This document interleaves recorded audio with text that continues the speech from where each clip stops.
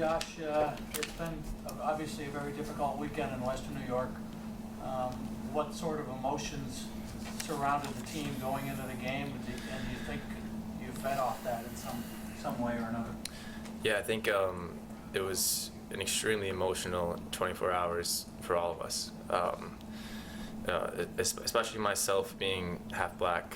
My mom's from Trinidad and Tobago, and to see such a hate crime happen in pretty much our backyard, it was very upsetting, and it kind of shocks you to what the real world is really like.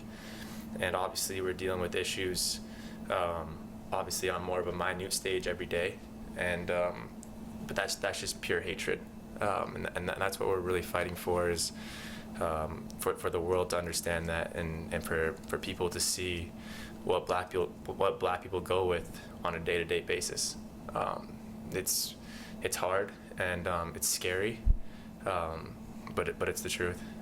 Putting aside personal accolades and the win, how special was that to be able to go out there and then just to see the community embrace you guys, Mm-hmm.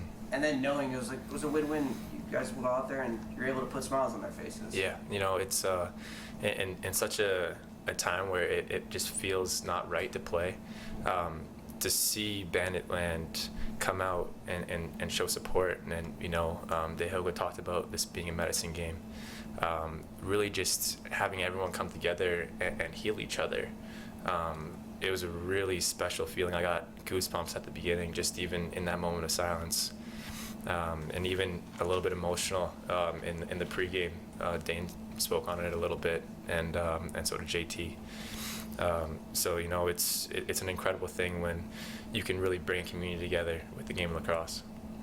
Josh, you kind of touched on that emotion earlier, but was this more than a game for you and the rest of the team? Yeah, this one was definitely more than a game. It's a big thing for us to play for others who can't, and tonight was for those victims and those families that were affected yesterday. Have you ever been involved in an offensive performance backed by both teams? Seems like you're playing at just an incredibly high level. I know the emotion probably fueled that, but every goal seemed to be a highlight. It just must be draining and amazing to go through that. Yeah, it's tough, because in a game like that where lacrosse is just a game at the end of the day, right? And with everything that went on yesterday, it was tough to kind of live in the moment. So while those runs were happening, those goals were happening, you almost just kind of felt blindfolded in a way. It was tough. So I don't really know how to answer that for you. I'm sorry. That's a good output.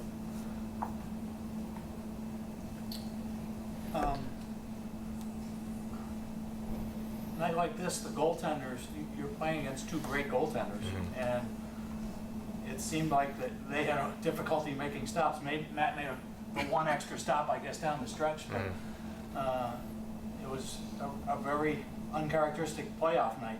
Not the game you expected by any means, I'm sure. Yeah, it's the way the game works, right? I think last game of the season we have 15 combined goals between both teams, and this game I don't even know. We got to be over 30.